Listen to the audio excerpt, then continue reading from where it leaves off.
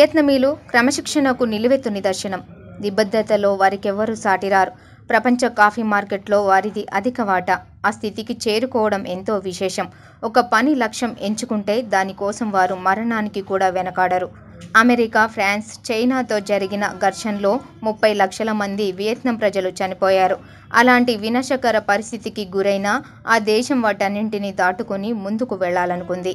అలాంటి గొప్పతనమే నాకు నచ్చుతుంది. ఒకవేళ నాకు మరో జన్మంటూ ఉంటే అక్కడే జన్మిస్తా. ఈ మాటలు చెప్పింది ఎవరో కాదు, సుదీర్ఘ జీవితకాల సోషలిస్ట్ నేత జార్జి ఫెర్నాండెజ్. మంగళూరులో 1930 జూన్ 3వ తేదీన ఫెర్నాండెజ్ జన్మించారు. పార్టీలకు అతీతంగా తన పేరుతో గుర్తింపు తెచ్చుకున్నారు. 19వ ఏట క్రైస్తవ ప్రచారక బాధ్యతల నుంచి వైదొలిగి ముంబైలో కార్మిక నేత అయ్యారు. అక్కడి నుంచి ఎంపీగా గెలిచారు. ఇంగ్లీష్, హిందీ, కన్నడ, మరాఠీ, కొంకణి వంటి పలు భాషలను అనర్గళంగా మాట్లాడేవారు ఫెర్నాండెజ్. సమకాలీన నేతల్లో జార్జి ఫెర్నాండెజ్ విశిష్ట, విభిన్న శైలితో నిలిచారు. భారతదేశ రాజకీయ చరిత్రలో తనకంటూ ప్రత్యేక గుర్తింపు తెచ్చుకున్నారు.